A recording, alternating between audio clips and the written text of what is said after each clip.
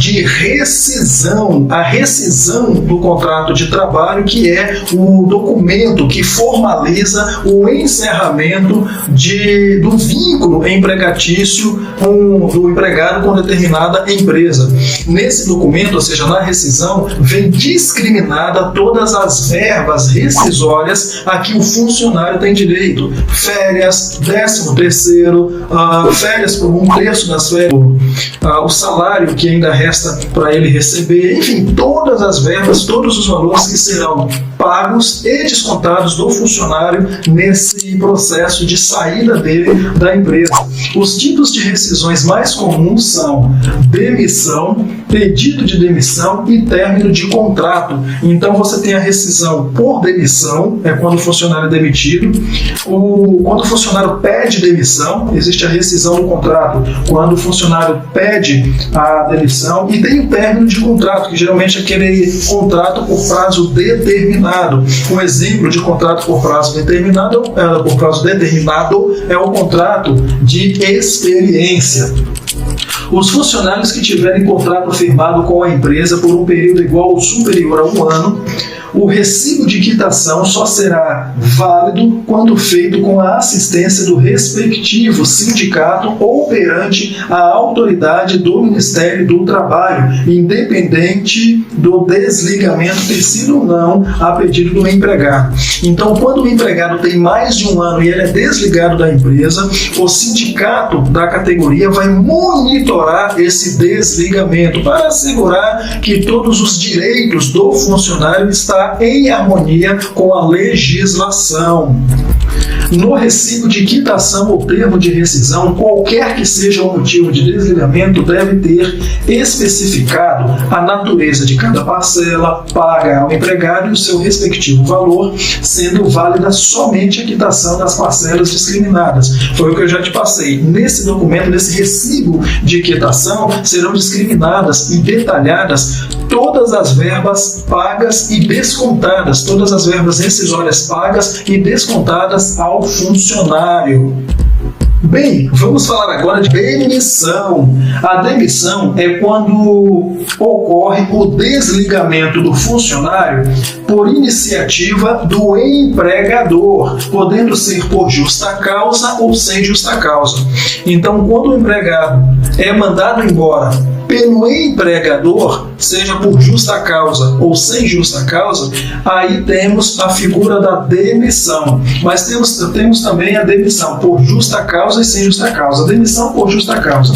Conforme preceitua o artigo 482 da CLT, o funcionário pode ser demitido por justa causa pelos seguintes motivos. Aqui eu elenquei alguns motivos pelo qual o funcionário pode ser desligado da empresa, pode ser demitido da empresa por justa causa. Está lá no artigo 482. A. Ato de improbidade, ou seja, aquele funcionário irresponsável que muitas vezes põe em risco a atividade da empresa, põe em risco a imagem da empresa, quando ele comete algum ato um ato de irresponsabilidade, de improbidade. Evidentemente que isso vai ser analisado pela Justiça do Trabalho, qualquer que seja o motivo pelo qual o funcionário é desligado por justa causa, isso vai ser devidamente analisado, vai ser devidamente estudado para saber se realmente cabe a justa causa a esse funcionário.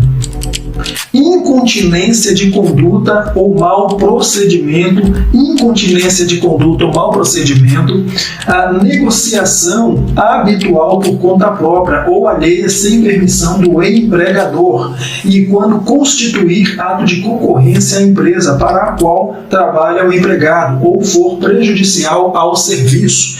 Condenação criminal do empregado. Isso aqui é interessante. Condenação criminal do empregado, passada em julgado, caso não tenha havido suspensão da execução da pena. Então, aquele funcionário que de alguma forma foi condenado criminalmente. Desídia no desempenho das respectivas funções. O que é desídia?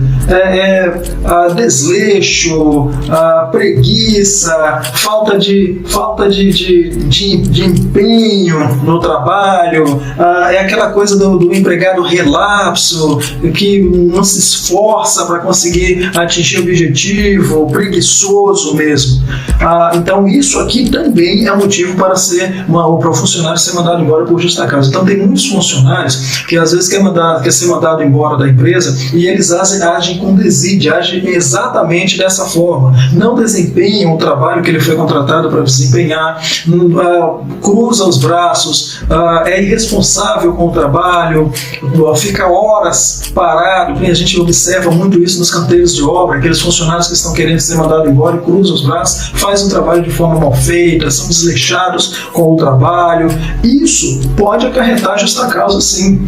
Embriaguez habitual ou em serviço. Embriaguez no serviço pode acarretar justa causa. Cuidado. Violação de segredo da empresa, ato de indisciplina ou de insubordinação. Você sabe que um dos requisitos para a caracterização de uma pessoa como empregada é justamente a subordinação. A insubordinação, a indisciplina, a desobediência às ordens dadas, tudo isso pode acarretar justa causa. Abandono de emprego, ato lesivo da honra ou da boa fama praticado no serviço contra qualquer pessoa, ou ofensas físicas nas mesmas condições, salvo em caso de legítima defesa própria ou de outrem.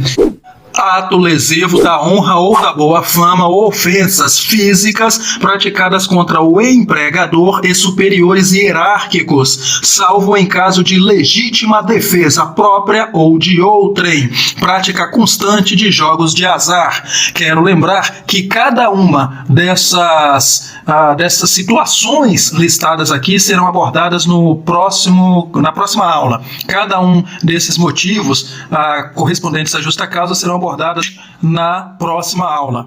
E para você que está fazendo este curso de departamento pessoal pelo nosso canal no YouTube, eu quero te dizer que este treinamento é parte integrante do nosso treinamento completo de especialista em departamento pessoal. Eu quero oferecer a você o nosso treinamento completo que vai transformar você em um genuína especialista em departamento pessoal. Você vai dominar o mercado. Neste treinamento você tem tudo e muito mais que precisa saber, que precisa conhecer para se transformar em genuína especialista em departamento pessoal. Não perca tempo. Clique no link na descrição, conheça a nossa página que vai explicar para você um detalhe, como funciona o nosso treinamento de especialista em departamento pessoal. Estou esperando por aulas.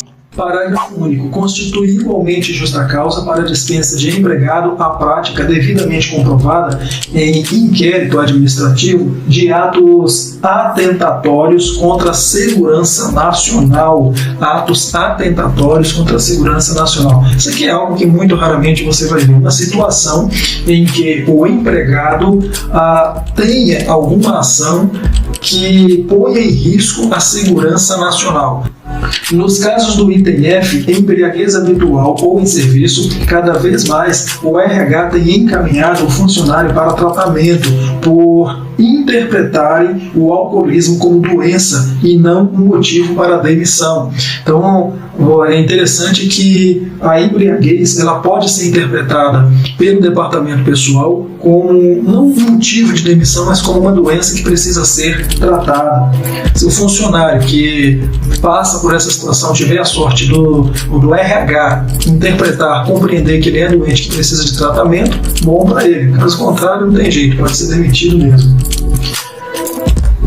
O termo justa causa designa um ato ilícito cometido pelo empregado, seja pela violação objetiva de uma obrigação legal ou contratual, ou até mesmo ou até mesmo por sua simples omissão.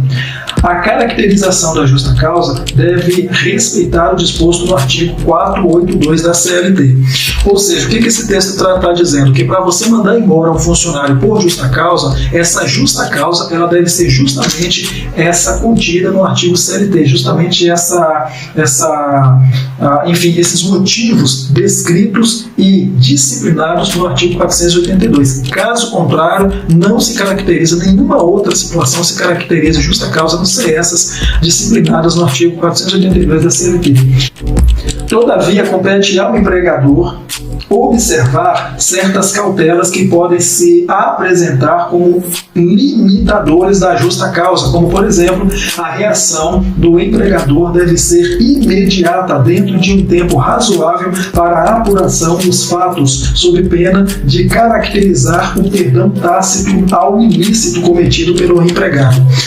Isso quer dizer que quando o empregado comete um ilícito que se caracterize como justa causa, o empregador deve imediatamente proceder com todas as investigações e providências para que esse empregado seja devidamente punido. Caso contrário, se passar muito tempo, se deixar passar muito tempo, acontece que uma prescrição e o empregador ele já perde o direito de punir dentro do artigo 482 da CLT esse funcionário que eventualmente praticar esse ilícito. É como se o empregador postergasse demais essa punição, se caracterizasse uma espécie assim, de prescrição do erro que o empregado cometeu. Então, a reação do empregador ela deve ser imediata, dentro de um tempo razoável para a apuração dos fatos, sob pena de caracterizar perdão tácito. O que é o perdão tácito? Aquele perdão que se caracteriza simplesmente por deixar rolar, não punir, não investigar imediatamente essa conduta do empregado, perdão.